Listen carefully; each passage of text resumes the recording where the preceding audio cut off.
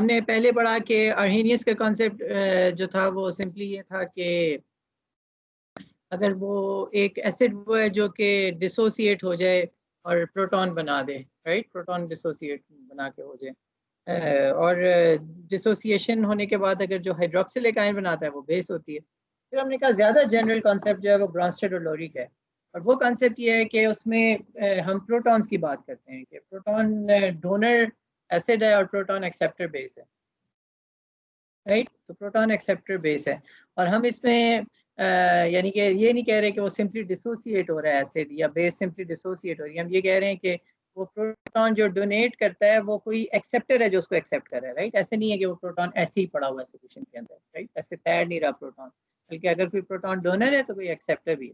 यानी जब अगर वाटर के अंदर कोई एसिड है तो वो एसिड वो प्रोटॉन वाटर को दे देता है, और वाटर जो है H2O से H3O पॉजिटिव ऑक्सोनियम आयन बन जाता है, हमने ये पढ़ा था।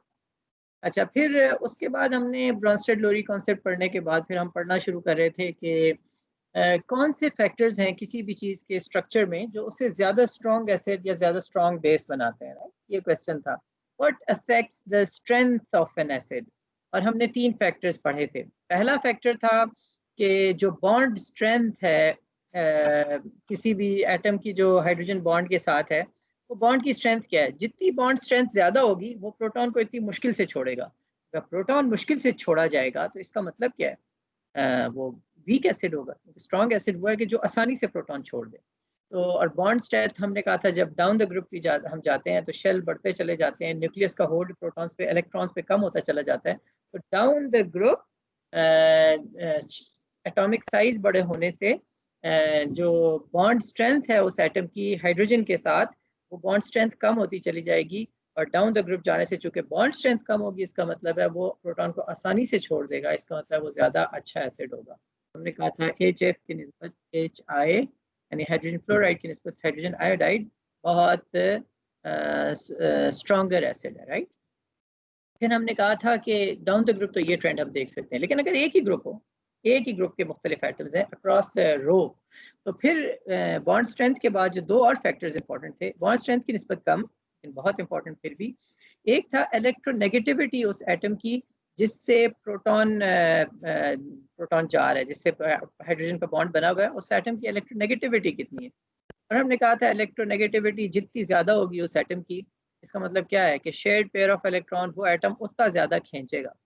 तो ज़्यादा प्रोटॉन से electron shared pair of electron खींचेगा हाइड्रोजन से, इसका मतलब है हाइड्रोजन के ऊपर ज़्यादा पार्शियल पॉजिटिव चार्ज होगा। जितना ज़्यादा पार्शियल चार्ज होगा उतना ज़्यादा कोई नेगेटिवली चार्ज स्पीशीज़ या इलेक्ट्रॉन रिच स्पीशीज़ हाइड्रोजन पे अटैक करके उस प्रोटॉन को ले जा सकेगी। तो जूं जूं इलेक्ट्रोनेगेटिविटी बढ़ेगी उस एटम की, तो साथ साथ उसके एसिडिटी भी बढ़ती चली जाएगी उस मॉलिक्यूल। हमने कहा था कि in within a row fluorine, और फ्लोरीन से पहले ऑक्सीजन और नाइट्रोजन, तो नाइट्रोजन की इलेक्ट्रोनेगेटिविटी कम है, तो नाइट्रोजन और हाइड्रोजन का जो बॉन्ड है वो इतना एसिडिक नहीं होगा उस वो मॉलिक्यूल जितना हाइड्रोजन और ऑक्सीजन वाले बॉन्ड का है, और उससे भी ज़्यादा एसिडिक होगा HF। हमने कहा था मैथेन सबसे कम है जिसमें हाइड्रोजन कार्बन के साथ बॉन्ड है, उससे ज़्यादा स्ट्रॉन्गली एसिडिक है अमोनिया जिसमें नाइट्रोजन का बॉन्ड है हाइड्रोजन के साथ। उसके बाद वाटर, उससे भी ज़्यादा स्ट्रॉन्ग एसिड है जिसमें ऑक्सीजन का हाइड्रोजन से बॉन्ड है। और हाइड्रोजन फ्लोराइड, इन सब में, इन चारों में एक ही रो के एलिमेंट मॉलिक्यूल्स हैं, एक ही रो के एटम्स है जिनका हाइड्रोजन के साथ बॉन्ड है, तो HF इनमें सबसे ज़्यादा स्ट्रॉन्गली एसिडिक होगा। ये चीज़ हमने पढ़ी थी। अच्छा, इसी टॉपिक को हम पढ़ते हुए हम फिर आगे आए थे और हमने कहा था कि इलेक्ट्रोनेगेटिविटी एक तो उस एटम की इम्पोर्टेंट है जिसका बॉन्ड बना हुआ है हाइड्रोजन के साथ, लेकिन अगर कोई बहुत स्ट्रॉन्गली इलेक्ट्रोनेगेटिव एटम है और उसका डायरेक्टली हाइड्रोजन के साथ बॉन्ड नहीं भी बना हुआ, वो मॉलिक्यूल में कहीं दूर है और उसके और प्रोटॉन के हाइड्रोजन के दरमियान में और कई बॉन्ड्स हैं, तो फिर भी अगर वो बहुत स्ट्रॉन्ग इलेक्ट्रोनेगेटिव है तो वो अफेक्ट कर सकता है, यानी उसकी इलेक्ट्रोनेगेटिविटी ज़्यादा जो ओवरऑल इलेक्ट्रॉन्स अपनी तरफ खींच रहा होगा, और फिर भी जो इलेक्ट्रॉन डेंसिटी है हाइड्रोजन की कम होती चली जाएगी और फिर भी वो स्ट्रॉन्ग इफेक्ट डालेगा। तो ऐसे इफेक्ट्स को हमने डिफाइन किया था आखिर में क्लास में, हमने कहा था ये इंडक्टिव इफेक्ट कहलाता है। हमने इसकी एग्जांपल दी थी, एग्जांपल मैं दोबारा देता हूँ ताकि क्लियर हो जाए। हमने कंपेयर किया था एथेनॉल को ट्राईफ्लोरोएथेनॉल के साथ, राइट। तो मैं पहले एथेनॉल का स्ट्रक्चर बनाता हूँ और फिर हम ट्राईफ्लोरोएथेनॉल का स्ट्रक्चर बनाते हैं और फिर हम कंपेयर करते हैं दोनों को। कल हमने किया भी था, सिर्फ नई चीज़ नहीं करा, सिर्फ ताकि सब कल के उससे इन लाइन हो जाए। ये दो स्ट्रक्चर्स आपको नजर आ रहे हैं नजर? Yes sir. Yes sir. ऊपर वाला एथेनॉल है, राइट, CH3CH2OH। नीचे वाला ट्राईफ्लोरोएथेनॉल है, राइट। नीचे वाला ट्राईफ्लोरोएथेनॉल है, इसमें एक फ्लोरीन, दूसरा फ्लोरीन, तीसरा फ्लोरीन और फिर उसके बाद कार्बन और फिर आगे सारा वही है। तो हमने कहा था कि ये जो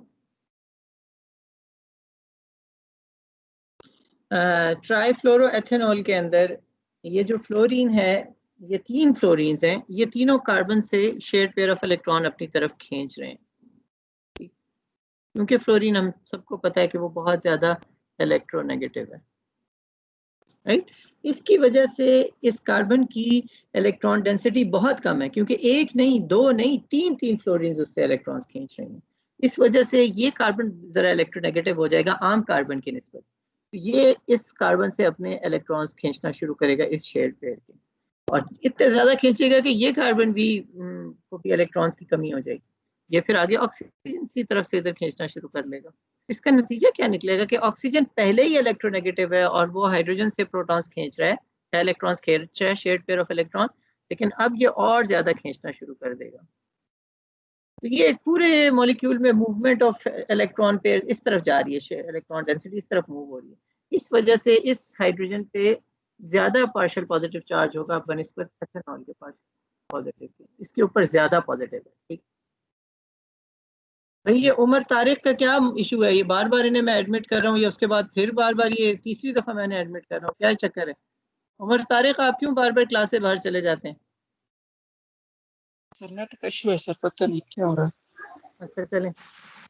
तो ये प्रोटॉन ज्यादा चार्ज है, मोर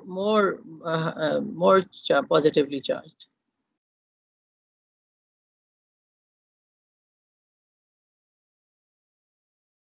This proton is more positively charged in trifluoroethanol as compared to the corresponding proton in ethanol, right? तो इस वजह से ये stronger acid है इसकी निस्बत। समझ में आ गई बात आपको? तो इसलिए जब हम इनकी pKa वैल्यूज इन दोनों मॉलिक्यूल्स की कंपेयर करते हैं, हमने कहा था pKa नेगेटिव लॉगरिथमिक वैल्यू है, तो pKa वैल्यू जितनी ज्यादा होगी इसका मतलब उतना वीक एसिड है, राइट। तो ये जो एथेनॉल की pKa वैल्यू है 16 और ट्राईफ्लोरोएथेनॉल की है 11.3, तो ऑलमोस्ट 5 लॉग यूनिट्स। हाँ, लॉग के अंदर 5 बहुत ज्यादा फर्क होता है, बहुत बड़ा फर्क होता है ना, 10 टाइम्स 1 लॉग वो बन जाता है। तो ये देखें ना, 5 टाइम्स 5 लॉगरिथमिक यूनिट्स, यानी बहुत बड़ा फर्क है इन दोनों की एसिडिटी में। ये वाला इसकी निस्बत काफी ज्यादा स्ट्रॉन्ग एसिड है इसकी निस्बत, ये बिल्कुल एसिडिक नहीं है, ये भी कोई बहुत स्ट्रॉन्ग एसिड नहीं है, लेकिन इसकी निस्बत बहुत ज्यादा एसिडिक है। ये बात समझ में आ गई आप लोगों को? यस किसी को क्लियर ना हो तो ऑलराइट। तो सर अगर इस लगा दें तो दोबारा बताइए कौन सर, अगर ये जो फ्लोरीन्स आप लगे हुए हैं ट्राईफ्लोरो है ना, तो अगर इसकी जगह 3 हाइड्रोजन लग जाएंगे तो डायरेक्शन तो चेंज नहीं हो जाएगी उसकी, मतलब वो एरोज हम लोग उसके मूवमेंट और इलेक्ट्रोनेगेटिविटी को शो कर रहे हैं। नहीं, देखें, अगर वो तीनों फ्लोरीन की जगह तीनों हाइड्रोजन हो तो वो तो वही वाला मॉलिक्यूल है जो दूसरा है, फिर तो दोनों मॉलिक्यूल्स में कोई फर्क ही नहीं है, दोनों मॉलिक्यूल्स में फर्क ही यही था, वो तो एथेनॉल बन जाएगा ना। अच्छा सर, ये जो इनकी वैल्यूज गिवन होती है पीके वैल्यूज ना, ये याद करनी होंगी हमें? नहीं नहीं नहीं नहीं, बिल्कुल नहीं याद। मैं आपको एग्जाम में अगर मैं इस तरह का सवाल पूछूंगा तो पीके वैल्यूज दूंगा।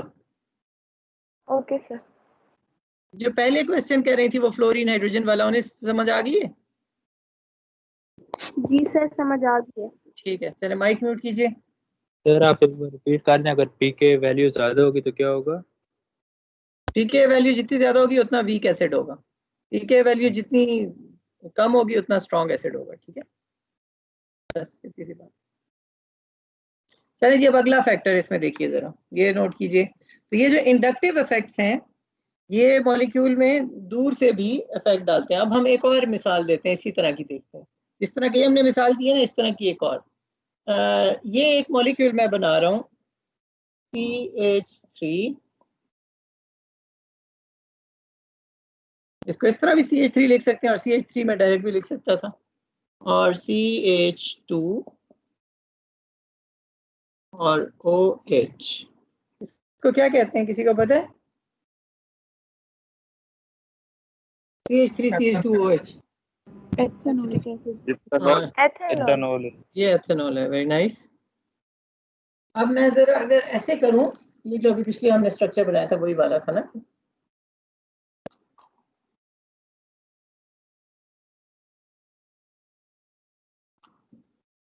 इसको क्या कहते हैं?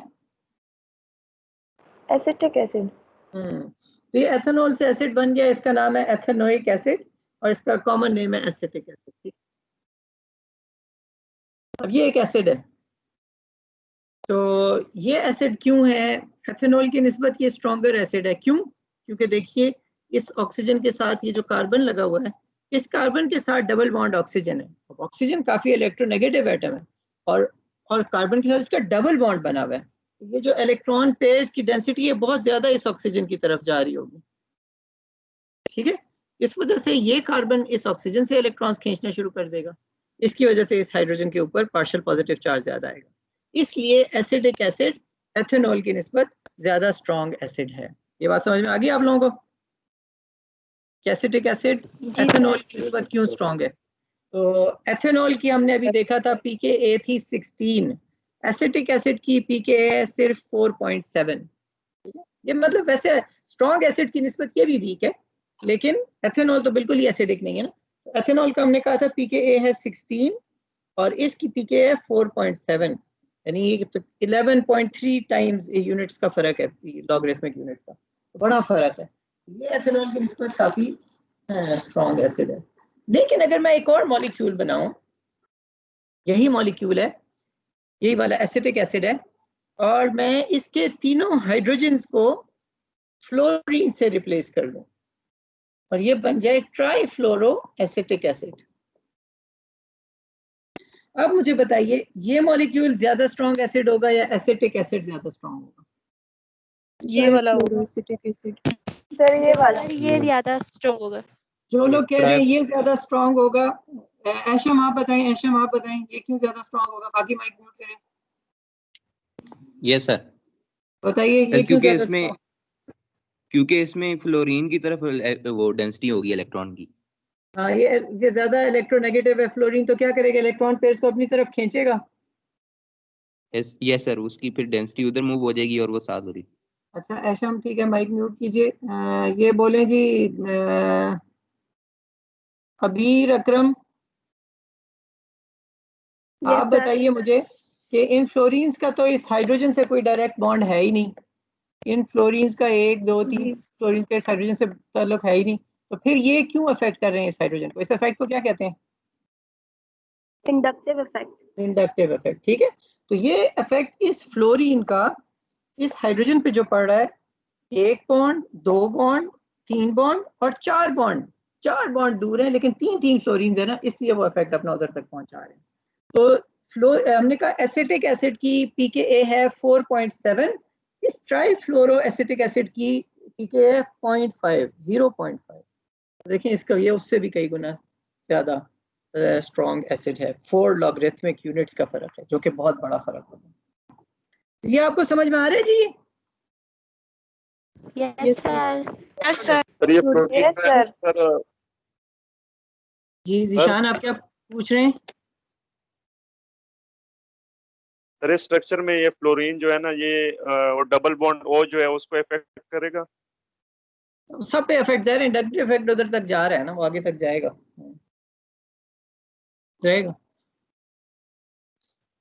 तो मतलब सिंपली आप ये देखिए कि वो ऑक्सीजन जिसका हाइड्रोजन से बॉन्ड है उससे इलेक्ट्रॉन बहरहाल दूसरी तरफ जा रहा है। अभी हम एसिडिटी को देखें। ऑलराइट, अब आगे चलते हैं। ये प्रॉब्लम 1.34 दिया हुआ है, आप खुद ही सॉल्व करेंगे, ये पेज 39 पढ़ रहे हैं। प्रॉब्लम 1.34 के नीचे उसने फिर ये बताया हुआ है कि ये इंडक्टिव इफेक्ट दो चीज़ों पर डिपेंड करता है। ये दोनों चीज़ें आपको पता होनी चाहिए। ऑलराइट, इंडक्टिव इफेक्ट दो चीज़ों पर डिपेंड करता है। एक चीज़ इलेक्ट्रोनेगेटिविटी ऑफ द सब्स्टिट्यूएंट, सही है। मतलब देखिए, ये हमने ट्राइफ्लोरो एसिटिक एसिड बनाया हुआ है। अगर ये फ्लोरीन की जगह पे से क्लोरीन होता, तीनों क्लोरीन्स होते, तो वो ट्राइक्लोरो एसिटिक एसिड ज्यादा स्ट्रॉन्ग एसिड होता या trifluoro acetic acid? Trifluoro. Trifluoro. Trifluoro,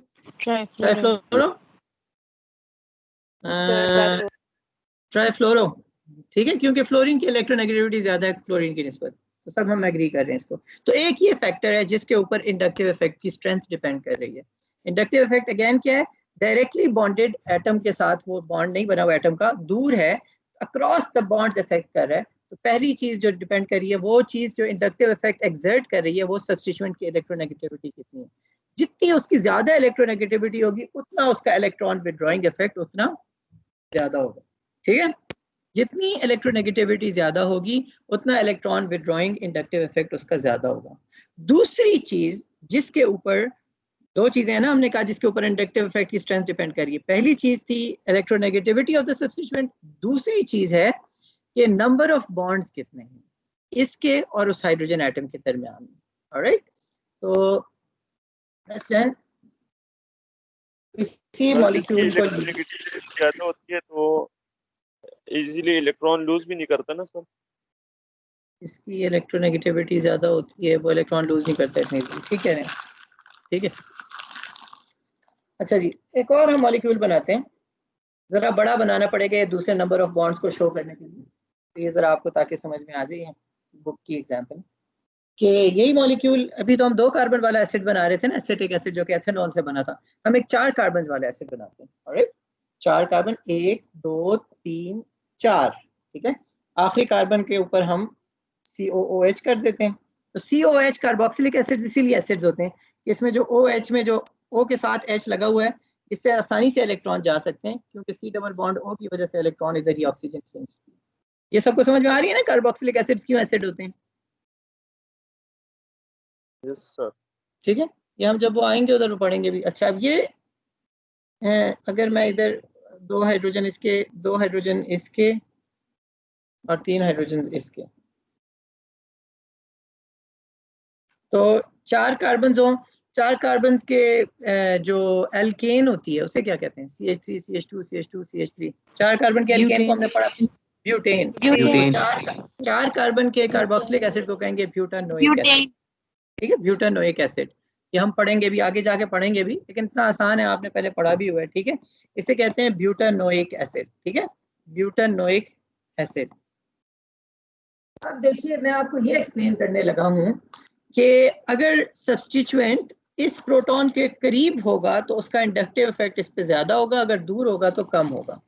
मसलन अगर मैं लगाता हूँ कोई भी हैलोजन, इधर सिर्फ से फ्लोरीन मैं इधर लगा देता हूँ एक, ठीक है, कार्बन नंबर 2 पे। दूसरा मैं एक लगाता हूँ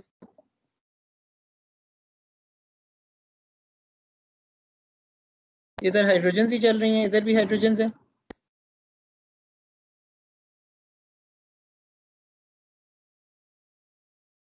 इधर दूसरा लगा देता हूँ।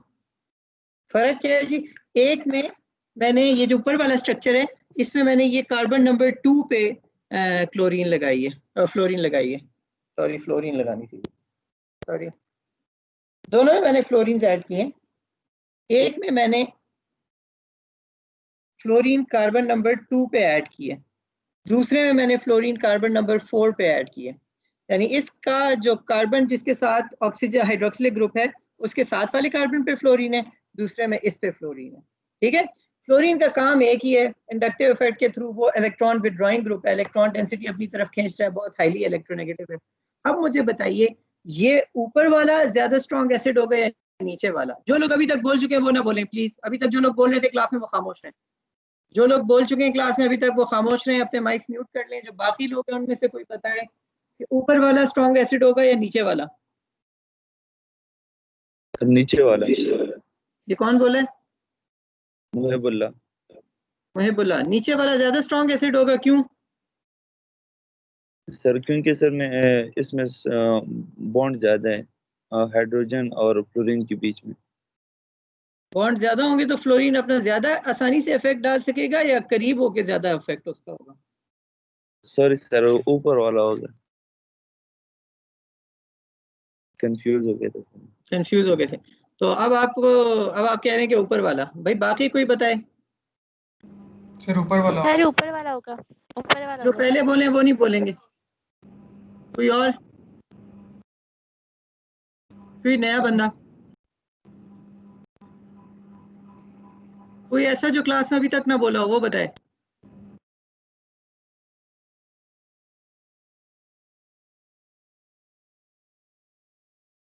सर ऊपर वाला होगा क्योंकि वो फ्लोरीन जो है वो ज्यादा नजदीक है हाइड्रोजन से, इस वजह से वो ठीक है। तो मेरे ख्याल ये सबको समझ में आ गया।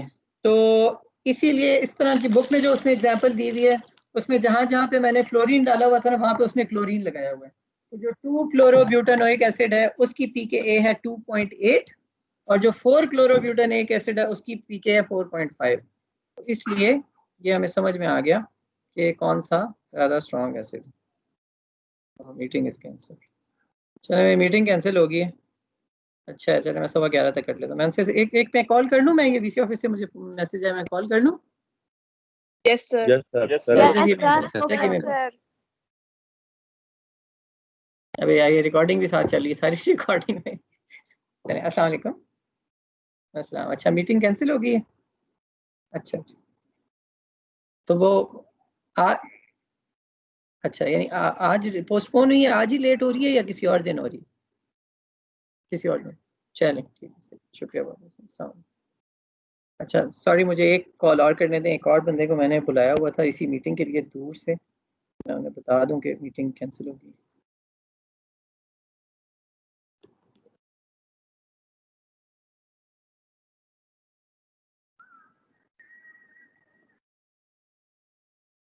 अस्सलाम वालेकुम। आप निकले तो नहीं है ना? शुक्र है। वो मीटिंग कैंसिल हो गई है, उनका वो मैसेज आया भी। चलें ठीक है, सही है। हुज़ैफ़ा खालिद वीसी साहब के पिएगा, ठीक है। हाँ मेरी क्लास चल रही है, मैं क्लास के दौरान में बोल रहा हूँ, ये रिकॉर्ड भी हो रही है हमारी क्लास। अब आप भी फर्स्ट सेमेस्टर सेक्शन सी की ऑर्गेनिक केमिस्ट्री के रिकॉर्डिंग में मिस्टर जवाद लियाकत भी इंक्लूड हो गए। अल्लाह हाफिज़।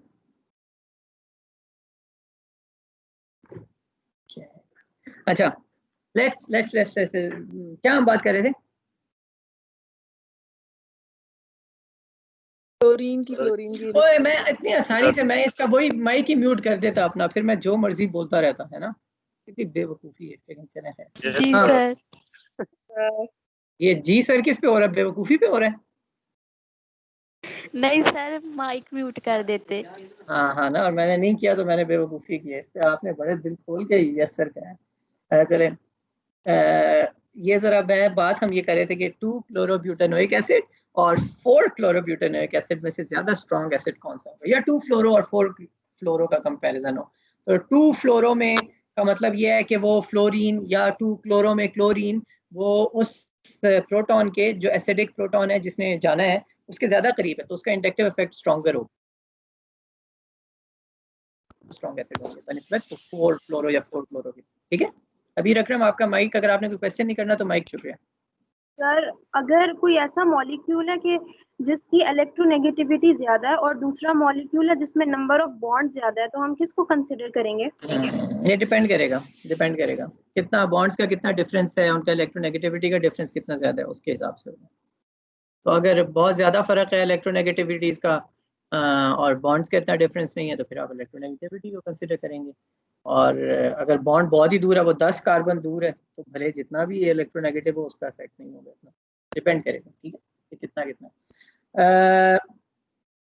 तो अब तक हमने ये पढ़ लिया कि एसिड की स्ट्रेंथ को अफेक्ट करने वाले 3 फैक्टर्स हैं। पहला फैक्टर था जिस एटम का उसके साथ बॉन्ड बना हुआ है हाइड्रोजन का, उसका साइज क्या है। जो उसका साइज बड़ा होता जाएगा उतना ज़्यादा एसिड स्ट्रॉन्ग होता जाएगा।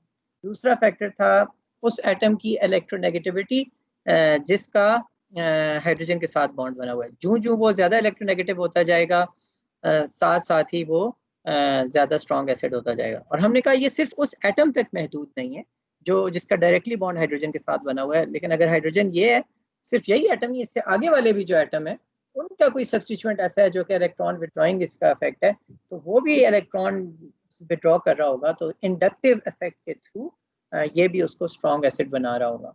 और हमने कहा ये इंडक्टिव इफेक्ट जो कि through the bonds, inductive effect को हमने कैसे डिफाइन किया था, ये वो स्ट्रक्चरल इफेक्ट्स हैं that are transmitted through the bonds, ठीक है, मतलब डायरेक्टली नहीं है, एक बॉन्ड उसका दूर कहीं बना हुआ, दूर से वो इफेक्ट कर रहा है। हमने कहा था ये इंडक्टिव इफेक्ट दो फैक्टर्स पे डिपेंड करता है। एक फैक्टर था कि इलेक्ट्रोनेगेटिविटी उस सब्स्टिट्यूएंट की कितनी है, जितनी ज्यादा होगी इलेक्ट्रोनेगेटिविटी उतना उसका इलेक्ट्रॉन विड्रॉइंग इंडक्टिव इफेक्ट ज्यादा होगा, ठीक है। और दूसरी चीज हमने कहा था कि उस सब्स्टिट्यूएंट के और ये प्रोटॉन के दरमियान में कितने बॉन्ड्स हैं, जो जो बॉन्ड्स कम होते चले जाएंगे उतना ही इंडक्टिव इफेक्ट स्ट्रॉन्गर होता जाएगा। ऑलराइट, तो हम पढ़ रहे हैं वो फैक्टर्स जो कि एसिड स्ट्रेंथ को अफेक्ट करते हैं। यार ये फिर कॉल आ रही है, ये नहीं किया। अस्सलाम वालेकुम सर आप म्यूट कर ले। वालेकुम अस्सलाम।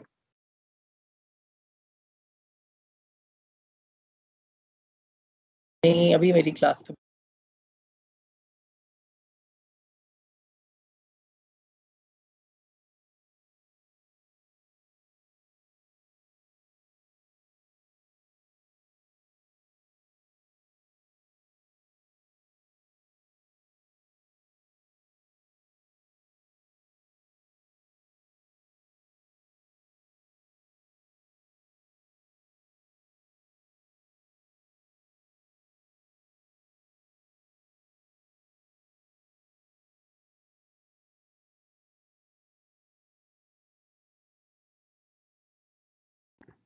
अच्छा तो हम फैक्टर्स पढ़ रहे हैं जो कि एसिड्स की स्ट्रेंथ को अफेक्ट करते हैं। पहला फैक्टर था वो एटम जिसका हाइड्रोजन के साथ बॉन्ड बना हुआ है उसका साइज क्या है। दूसरा फैक्टर था कि जो कोई इलेक्ट्रॉन विड्रॉइंग इफेक्ट है इलेक्ट्रोनेगेटिविटी डिफरेंसेस की वजह से, चाहे वो उस एटम का हो जो हाइड्रोजन के साथ बॉन्ड बनाया हुआ, अगर उसकी इलेक्ट्रोनेगेटिविटी बहुत ज़्यादा है या तो उसकी, या फिर उसके आगे कोई और सब्स्टिट्यूएंट हो जिसकी इलेक्ट्रोनेगेटिविटी बहुत ज़्यादा हो, तो इंडक्टिव इफेक्ट के थ्रू वो भी ज़्यादा स्ट्रॉन्ग एसिड बनाएगा।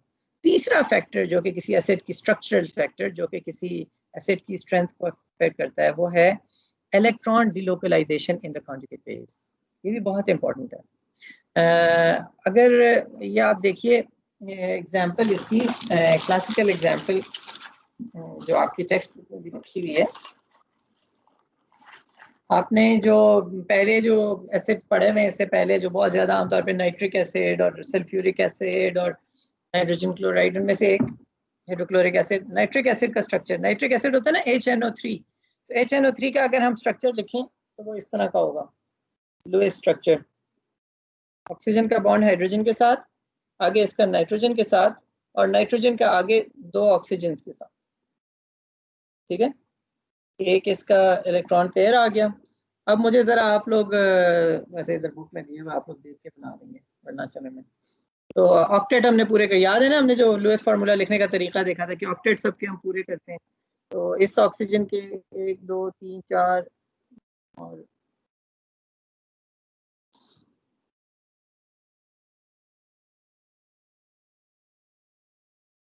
वो हमने टोटल वो शायद इस चक्कर में भी नहीं पड़ते, अभी हम सारा करते हैं।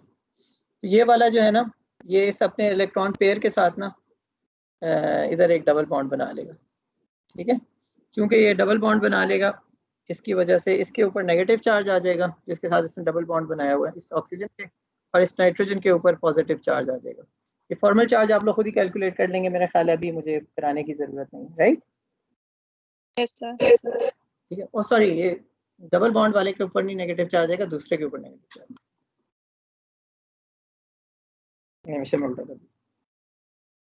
डबल बॉन्ड ये इसके साथ बना लेगा, इसका ऑक्टेट पूरा हो जाएगा। इसके पास जो है ये लोन पेयर ऑफ इलेक्ट्रॉन ऐसे का ऐसा ही रहेगा अपना, इसने बॉन्ड बनाने के लिए इस्तेमाल किया, इसके ऊपर नेगेटिव चार्ज आ जाएगा, ठीक है। Are we good? या बात देख लीजिएगा, फॉर्मल चार्जेस आप खुद ही कैलकुलेट कर लीजिएगा। अब जब ये नाइट्रिक एसिड वाटर में होगा,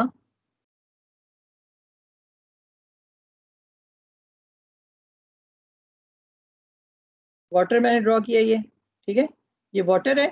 तो वाटर के ये जो ऑक्सीजन के पास जो लोन पेयर है, ये देखिए ना, ये हाइड्रोजन क्यों ये इतना स्ट्रॉन्ग एसिड क्यों है? देखिए कि हाइड्रोजन का ऑक्सीजन के साथ बॉन्ड बना हुआ है, राइट। ऑक्सीजन बहुत इलेक्ट्रोनेगेटिव है, राइट। लेकिन ऑक्सीजन का आगे बॉन्ड बना हुआ है किसके साथ? नाइट्रोजन के साथ। नाइट्रोजन वैसे ऑक्सीजन की निस्बत कम इलेक्ट्रोनेगेटिव है, लेकिन इस स्ट्रक्चर में नाइट्रोजन के ऊपर क्या चार्ज आया हुआ है? पॉजिटिव। तो जब इसके ऊपर पॉजिटिव चार्ज आ जाए तो इसका कोई भी एटम जो कि इलेक्ट्रोनेगेटिव हो या ना हो, जब उसके ऊपर पॉजिटिव चार्ज आ जाए, इसका मतलब क्या है? उसको इलेक्ट्रॉन्स की जरूरत है। और जब किसी को इलेक्ट्रॉन्स की जरूरत होती है तो उसकी इलेक्ट्रोनेगेटिविटी बढ़ जाती है। तो ये अगर न्यूट्रल नाइट्रोजन होता तो इसकी इलेक्ट्रोनेगेटिविटी इतनी ना होती, ठीक है। लेकिन चूंकि ये इसके अंदर आ गया है, इसके ऊपर पॉजिटिव चार्ज आ गया, इसलिए ये ज्यादा इलेक्ट्रोनेगेटिव हो जाएगा, ठीक है। और ये फिर इलेक्ट्रॉन्स ऑक्सीजन से खींचने शुरू कर देगा। इसकी वजह से ऑक्सीजन और ज्यादा इलेक्ट्रोनेगेटिव हो जाएगा। चूंकि और ज्यादा इलेक्ट्रोनेगेटिव हो जाएगा, इस वजह से हाइड्रोजन ज्यादा आसानी से निकल जाएगा, इलेक्ट्रॉन दे देगा, डोनेट हो सकेगा ना, ये ज्यादा स्ट्रांग होगा। तो ये ऑक्सीजन जो है अटैक कर देगा इस हाइड्रोजन के ऊपर, ये इलेक्ट्रॉन्स दोनों इधर आ जाएंगे। ऐसे ही होगा। जी सर। एग्री कर रहे हैं आप लोग? Yes sir. Yes sir. Yes sir. Yes sir. तो जो आपका एक तरफ तो ये बन जाएगा ना H3O पॉजिटिव, वही जो हमने पहले कहा था। इसको क्या कहते हैं H3O पॉजिटिव को? Oxonium hydronium ion. तो मैं इसका पूरा स्ट्रक्चर नहीं लिखता, मैंने खाली छोटा सा H3O पॉजिटिव लिख दिया, ठीक है। उसका मतलब वही है, वो H, एक ऑक्सीजन है, साथ 3 हाइड्रोजन लगे हुए हैं, ऑक्सीजन के ऊपर पॉजिटिव चार्ज है। और उसके साथ जो दूसरा ये बनेगा, ये इस तरह से बन जाएगा, नाइट्रोजन और ऑक्सीजन, ऑक्सीजन, ऑक्सीजन, राइट।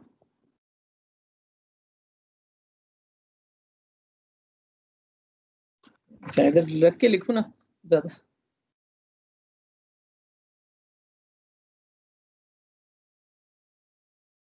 किधर बनाया था? ऊपर डबल बॉन्ड बना।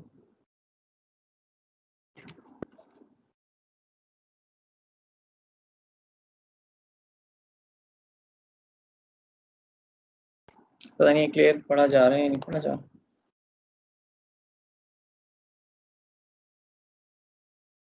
नजर आ रहे हैं? Yes sir. Yes sir. तो चार्ज जो रिएक्टेंट्स में होना चाहिए, हमने पढ़ा था कि उतना ही प्रोडक्ट्स में होना चाहिए, राइट। तो रिएक्टेंट्स में क्या चार्ज था? ये नाइट्रोजन के ऊपर एक पॉजिटिव चार्ज था ना, राइट। तो रिएक्टेंट्स में बस एक ही +1 चार्ज था। तो प्रोडक्ट्स में भी +1 चार्ज होना चाहिए। सर ऑक्सीजन पे भी नेगेटिव चार्ज है। हाँ ठीक है, इसके ऊपर पॉजिटिव चार्ज, इसके ऊपर नेगेटिव चार्ज है। नेट चार्ज क्या हुआ? न्यूट्रल। जीरो हो गया ना, ठीक है, जीरो हो गया।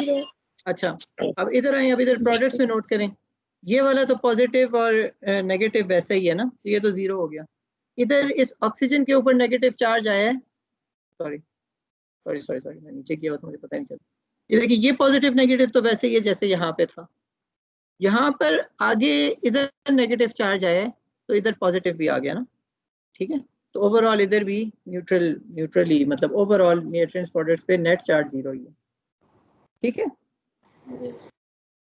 Yes sir. Okay sir. अच्छा, अब जो चीज मैं आपको समझाने की कोशिश कर रहा हूँ वो अब आगे इसके आगे शुरू होनी है। वो ये है कि ये तो हम पहले से प्रेडिक्ट कर सकते थे कि ये इस तरह से होगा और ये स्ट्रॉन्ग एसिड होगा।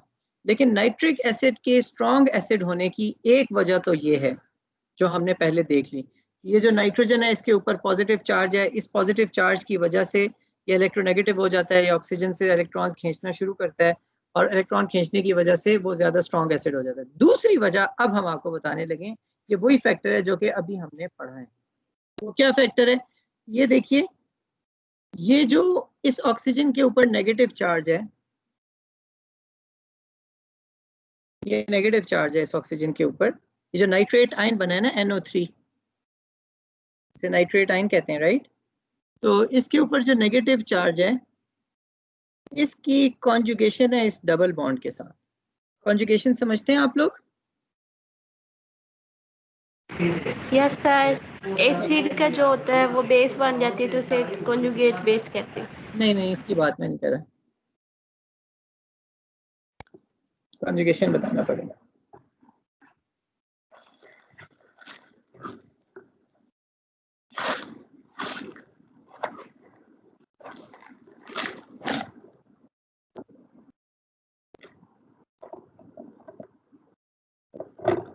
या उस मिसाल की तरफ वापस आते हैं, पहले मैं आपको कॉन्जुगेशन एक्सप्लेन कर दूं। कॉन्जुगेशन, एक कार्बन एटम है, उसका दूसरे कार्बन एटम के साथ डबल बॉन्ड बना हुआ है, फिर एक और कार्बन एटम है जिसके साथ सिंगल बॉन्ड है, फिर एक और डबल बॉन्ड, ठीक है। तो एक डबल बॉन्ड हो, फिर दरमियान में सिंगल बॉन्ड हो, फिर डबल बॉन्ड हो, हम कहते हैं ये दोनों जो है ये कॉन्जुगेशन इनके करेंगे, ये कॉन्जुगेशन कहलाता है, ठीक है। Double bond, single bond, double bond, एक सूरत ही है कॉन्जुगेशन की। और भी बहुत सी सूरतें, एक और सूरत आप हम आपको बता देते हैं।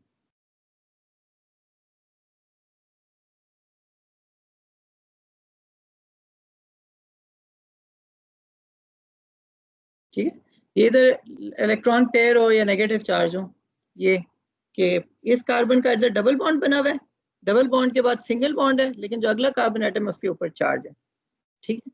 इनकी भी कॉन्जुगेशन हो सकती है। और जब कॉन्जुगेशन होती है ना तो फिर रेजोनेंस होती है, जब कॉन्जुगेशन होती है तो फिर रेजोनेंस हो सकती है। और रेजोनेंस आपको पता है कि स्ट्रक्चर को स्टेबलाइज करता है, यानी ये स्ट्रक्चर का एक दूसरा रेजोनेंस स्ट्रक्चर भी आप बना सकते हैं, यानी ये जो लोन पेयर ऑफ इलेक्ट्रॉन्स है ये इधर आ जाए, और फिर उसके बाद ये जो डबल बॉन्ड के इलेक्ट्रॉन्स हैं ये इस कार्बन पे चले जाएं, तो इसका आप एक दूसरा रेजोनेंस स्ट्रक्चर लिख सकते हैं। उसमें ये कार्बन का डबल बॉन्ड इस कार्बन के साथ हो गया, और आगे ये, और ये नेगेटिव चार्ज इधर आ गया। ये समझ में आ रही है आपको? Yes sir. Yes sir. Right, yes sir. इसी तरह ये जो ऊपर वाला था इसकी भी आप रेजोनेंस स्ट्रक्चर दोबारा लिख सकते हैं एक और, ये डबल बॉन्ड के इलेक्ट्रॉन्स इधर आ जाएं और इस डबल बॉन्ड के उधर इधर मैं आपको बनाता हूं।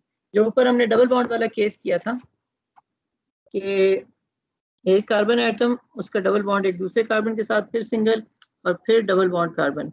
ये हो सकता है कि ये इसके इलेक्ट्रॉन्स जो हैं वो इधर आ जाएं, इसके इलेक्ट्रॉन्स इस कार्बन पे चले जाएं, तो एक दूसरा हम इसका रेजोनेंस स्ट्रक्चर लिख सकते हैं इस तरह का, कार्बन कार्बन डबल बॉन्ड हो जाएगा इस कार्बन का, इसका सिंगल बॉन्ड, और इसके ऊपर नेगेटिव चार्ज,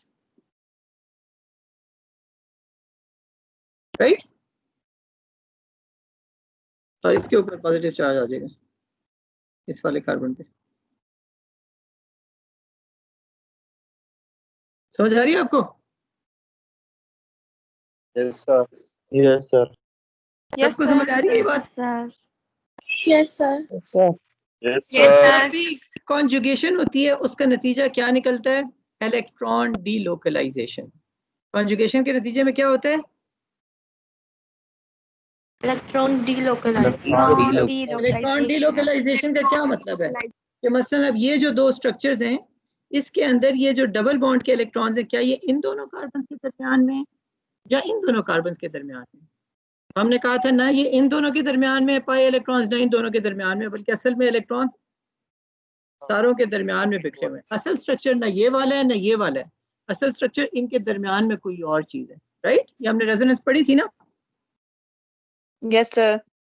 तो जब इलेक्ट्रॉन डीलोकलाइजेशन होती है उससे होता यह है कि इलेक्ट्रॉन जो किसी, हो रही है। जी जी जिशान, सर पता नहीं मुझे सिर्फ इश्यू आ रहे हैं या सबको आ रहा है, वीडियो हैंग हो रही है। बाकी सबकी वीडियो हैंग हो रही है?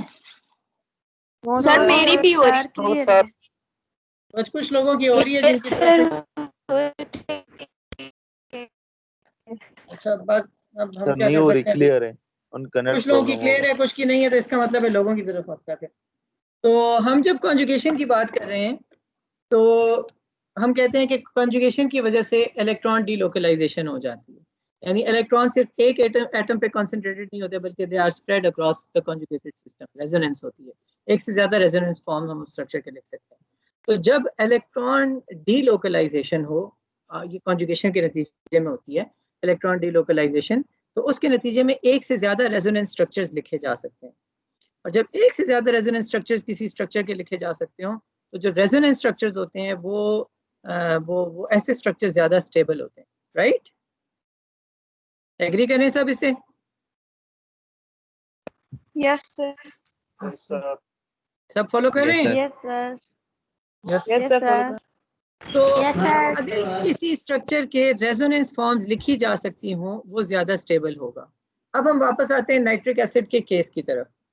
नाइट्रिक एसिड जब उसने वाटर को प्रोटॉन दे दिया था तो उससे नाइट्रेट आयन बना था,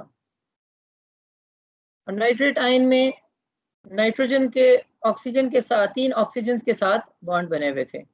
एक ऑक्सीजन के साथ हमने पहले से बॉन्ड बनाया हुआ था, डबल बॉन्ड बनाया हुआ था, और उसके अलावा दूसरा जो ऑक्सीजन था नाइट्रोजन के, सॉरी और इसने भी वो दे दिया, इसके पास भी नेगेटिव चार्ज, राइट। तो ये वाला नाइट्रेट आयन बना था, ठीक है। ये जो NO2 है ये पहले का वैसे, और ये ऑक्सीजन चूंकि वो प्रोटॉन अपना loan share pair of electron इसे देकर गया था, इसके ऊपर भी नेगेटिव चार्ज आ गया था। अब देखिए negative charge, single bond, double bond, ये कॉन्जुगेशन नजर आ रही है आप लोगों को? Negative charge, single bond, double bond, है ना? Yes, sir. Yes sir. सही है। और Yes. ये क्लियर है सबको? Yes, sir. Clear है. Yes sir. Yes sir. तो इसका मतलब कि नेगेटिव चार्ज इस पे किसकी वजह से? ये इलेक्ट्रॉन पेयर की वजह से है ना। तो इलेक्ट्रॉन पेयर की इन इलेक्ट्रॉन्स की और इन इलेक्ट्रॉन्स की कॉन्जुगेशन हो रही है, तो ये दोनों इधर आ जाएंगे, आ सकते हैं, और ये फिर इधर जा सकते हैं। तो हम इसका एक और रेजोनेंस स्ट्रक्चर इस तरह से लिख सकते हैं। वो कैसे लिखेंगे? ये नाइट्रोजन दरमियान में वैसे का वैसा रहेगा, इसके ऊपर अभी नहीं, वैसे का वैसा नहीं रहेगा। इसके 2 बॉन्ड हो जाएंगे इस ऑक्सीजन के साथ, इस ऑक्सीजन के साथ सिंगल बॉन्ड हो जाएगा, और इसके पास पहले 2 लोन पेयर्स थे, अब 3 लोन पेयर्स हो जाएंगे, तो इसके ऊपर यानी नेगेटिव चार्ज आ जाएगा, और ये ऊपर वाली ऑक्सीजन वैसी की वैसी है, तो उसके ऊपर पहले से नेगेटिव चार्ज है। तो इसका हमने ये 2 रेजोनेंस स्ट्रक्चर्स लिख दिए ना। Yes, sir. Yes, sir. जी सर। और फिर हम इसके एक तीसरा भी लिख सकते हैं। तीसरा कैसे लिख सकते हैं? ये जो इसके लोन पेयर्स हैं ऊपर वाले के, अब ये इधर से इधर आ जाएं और ये वाला इधर से इधर ले जाए, है ना। तो एक तीसरा रेजोनेंस स्ट्रक्चर भी लिखा जा सकेगा जिसमें इस ऑक्सीजन और इस नाइट्रोजन का डबल बॉन्ड है, और इधर फिर नेगेटिव चार्ज खत्म हो जाएगा और इधर नेगेटिव चार्ज आ जाएगा। तो इस नाइट्रेट आयन के हम 3 एक जैसे रेजोनेंस स्ट्रक्चर्स लिख सकते हैं। इन रेजोनेंस स्ट्रक्चर्स जब ज्यादा लिख सकते हैं, इसका मतलब है इलेक्ट्रॉन्स डीलोकलाइज्ड हैं, यानी सिर्फ एक ऑक्सीजन के ऊपर वो चार्ज नहीं है, बल्कि वो फैला हुआ है अक्रॉस 2 चार्जेस है, 2 नेगेटिव चार्जेस हैं, but they are spread across 3 oxygen, right. ये समझ में आ रही बात आपको? Yes, yes sir. Sir. Yes, sir. और जब किसी चीज Yes, के अंदर sir. इलेक्ट्रॉन डीलोकलाइजेशन हो तो वो ज्यादा स्टेबल हो जाती है, ठीक है। इसलिए नाइट्रिक एसिड एक तो इस वजह से भी बहुत स्ट्रॉन्ग एसिड है कि इससे जो कॉन्जुगेट बेस बन रही है, जो कि नाइट्रेट आयन है, वो स्टेबलाइज्ड है बाय इलेक्ट्रॉन डीलोकलाइजेशन। जब भी किसी एसिड की कॉन्जुगेट बेस स्ट्रॉन्ग हो तो इसका मतलब है सॉरी कॉन्जुगेट बेस जो है वो स्ट्रॉन्ग नहीं है, कॉन्जुगेट बेस वीक हो रही है क्योंकि स्टेबल हो गई है ना, स्टेबलाइज हो गई है। तो जब भी किसी एसिड की कॉन्जुगेट बेस स्टेबलाइज्ड हो जाए तो वो एसिड स्ट्रॉन्ग होता है, और उसकी conjugate base as a base weak होती है लेकिन वैसे स्टेबल होती है, यानी अब वो प्रोटॉन मजीद जो है वो एक्सेप्ट नहीं करेगी। समझ में आ रही है आपको ये बात? यस जी सर। आ रही Yes, sir. सर। तो जब भी किसी एसिड का कॉन्जुगेट बेस के अंदर इलेक्ट्रॉन डीलोकलाइजेशन हो, उस इलेक्ट्रॉन डीलोकलाइजेशन की वजह से वो कॉन्जुगेट बेस स्टेबलाइज्ड हो जाएगी और वो एसिड हम कहेंगे कि वो स्ट्रॉन्ग एसिड है। तो ये नाइट्रिक एसिड की एक वजह है। इसी तरह से आपकी बुक में आगे कंपैरिजन किया हुआ है एसिटिक एसिड का एथेनॉल के साथ।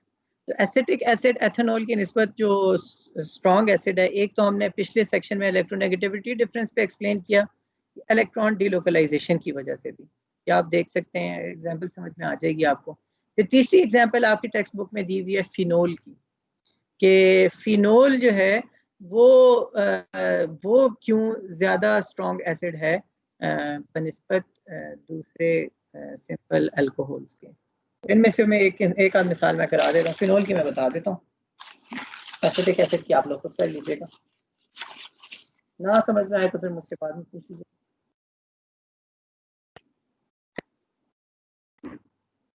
फिनोल आपको पता है ना किसे कहते हैं? बेंजीन रिंग हो और उसके ऊपर OH OH लगाओ। लगाओ, ठीक, ये है ना phenol. Yes sir. Yes sir. Yes sir. मैं OH को जरा OH का बॉन्ड अलग बना देता हूँ ताकि आपको करने में आसानी हो।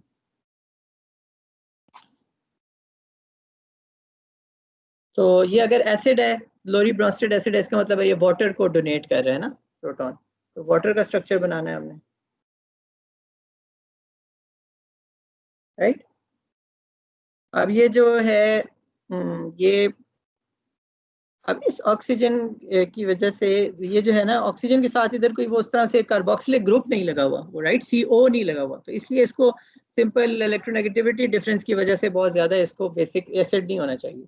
लेकिन एक और वजह से एसिडिक है फिनोल, इस वजह से कि ये जब इसको देगा इधर से इसके ऊपर प्रोटॉन के ऊपर अटैक करेगा ना, क्योंकि इसके ऊपर पार्शियल पॉजिटिव चार्ज होगा, तो ये दोनों इलेक्ट्रॉन्स चले जाएंगे इस ऑक्सीजन के पास। Agreed? Yes sir. Yes sir. Yes sir. अगला जो स्ट्रक्चर बनेगा sir. एक तरफ तो वही H3O पॉजिटिव बन जाएगा,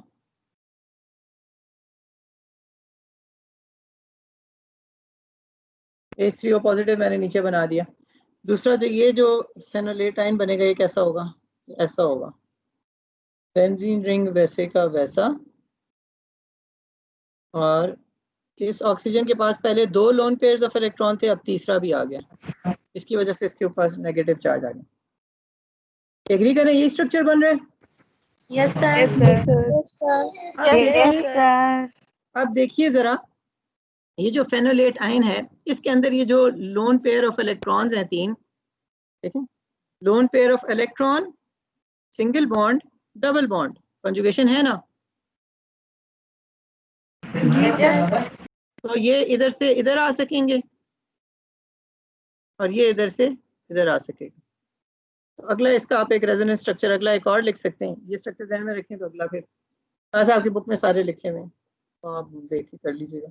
तो ये अगला स्ट्रक्चर आपका बनेगा जिसके अंदर इधर डबल बॉन्ड O आ जाएगा और इधर नेगेटिव चार्ज आ जाएगा, राइट। इस तरह का आप लिख सकते हैं ना। Yes sir. समझ आ गई बात आपको? यस अच्छा, फिर सर। आप इसको मजीद आगे मूव कर, सॉरी ये मैंने बाकी डबल बॉन्ड नहीं बनाया, ये एक इधर है और एक इधर है। आगे आप देखिए ये नेगेटिव चार्ज क्यों आ रहा है? क्योंकि इसके ऊपर वो लोन पेयर ऑफ इलेक्ट्रॉन्स है ना, वो लोन पेयर ऑफ इलेक्ट्रॉन्स जो इस बॉन्ड का था वो इधर आ गया। तो अगर हम चार्ज की जगह पे, चार्ज तो है ही सही लेकिन चार्ज उस लोन पेयर ऑफ इलेक्ट्रॉन्स की वजह से, तो हम इन इन इस फिर आप देखिए ये lone pair of electrons, single bond, double bond, फिर कॉन्जुगेशन हो रही है। एक और रेजोनेंस स्ट्रक्चर आप बना सकते हैं, इसको इधर और इसके फिर इलेक्ट्रॉन्स इधर आ जाएंगे, फिर अगला आप बना सकेंगे और फिर अगला बना सकेंगे, जिस तरह बेंजीन के सारे बनाते हैं। तो ये जो फेनोलेट आयन के अंदर जो नेगेटिव चार्ज आ रहा है, सारे का खुलासा ये है कि उसके अंदर वो जो नेगेटिव चार्ज जो लोन पेयर ऑफ इलेक्ट्रॉन्स है वो इलेक्ट्रॉन डीलोकलाइजेशन काफ़ी सारी हुई हुई है, और इस इलेक्ट्रॉन डीलोकलाइजेशन की वजह से फिनोल जो फेनोलेट आयन बनाता है वो स्टेबलाइज्ड होता है। और हमने कहा था जब भी कोई एसिड उसकी कॉन्जुगेट बेस स्टेबलाइज्ड हो तो वो स्ट्रॉन्ग एसिड होता है। ये बात समझ में आ गई? ये फिनोल क्यों एसिडिक है? Yes sir. Yes sir. मुझे आवाजें आप लोगों की कम आती जा रही हैं, कहीं ऐसा तो नहीं कि समझ नहीं आ रहा? Yes sir. सर समझ आ रहा है sir ji.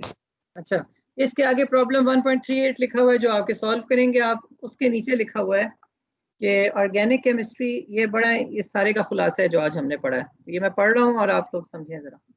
Organic chemistry involves a good bit of reasoning bye analogy. Organic chemistry में एनालॉजी बहुत ज़्यादा चलती है कि अगर ये ऐसा है तो इस तरह की कोई और सिचुएशन होगी उसमें भी ऐसा ही होगा।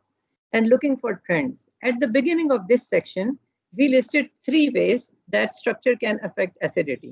3 ways क्या थे? ये आपको याद है ना, एक तो एटम का साइज जिसने हाइड्रोजन के साथ बॉन्ड बनाया हुआ है, दूसरा इलेक्ट्रोनेगेटिविटी और तीसरा ये कॉन्जुगेट बेस की स्टेबिलिटी। The last two, ये जो आखिरी दो थे, electronegativity of the atom from which the proton is lost and electron delocalization in the conjugate base are both related to the stability of the conjugate base.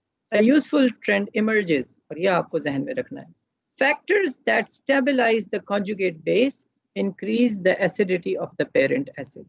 ठीक है, किसी भी वजह से अगर conjugate base stabilize हो रही है तो उसके नतीजे में पेरेंट एसिड ज्यादा स्ट्रॉन्ग एसिड होगा। ये बात समझ में आ गई आप लोगों को? Yes sir. Yes, sir.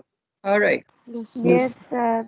तो ये जो अगला सेक्शन है ये कोई इतना ज़्यादा इसमें से ये पूरा पढ़ने की ज़रूरत नहीं है, इसमें सिर्फ 2 पॉइंट्स हैं जो कि मैं आपको कल की क्लास में बताऊंगा इंशाल्लाह। और उसके बाद आखिरी सेक्शन है लुइस व्यू एसिड्स और बेसिस का, और ये भी कल ही हो जाएगा इंशाल्लाह। तो कल आपका ये चैप्टर नंबर 1 कंप्लीट हो जाएगा। और इस सेक्शन के जो शुरू के प्रॉब्लम्स थे वो आप लोगों ने पहले सॉल्व किए हैं, बाकी प्रॉब्लम्स आप इस वीकेंड पे कर लेंगे। तो आपका ये दोनों दूसरी असाइनमेंट नंबर 2 ये हो जाएगी आपकी, ठीक है। मैं और कोई असाइनमेंट नहीं दूंगा फिर आपको इस सेमेस्टर में, फिर बस क्विज़ पे हम फोकस करेंगे, ठीक है। ठीक है सर क्विज तो जो पूरे चैप्टर में से आएगा? हाँ, क्विज जो मंडे को होगा वो पूरे चैप्टर में से होगा। सर सर और असाइनमेंट का क्या MCQ टाइप सर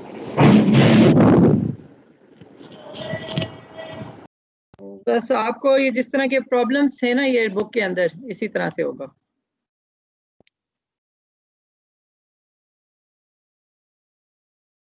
ठीक है। मंडे को आपका पीरियड नहीं होता?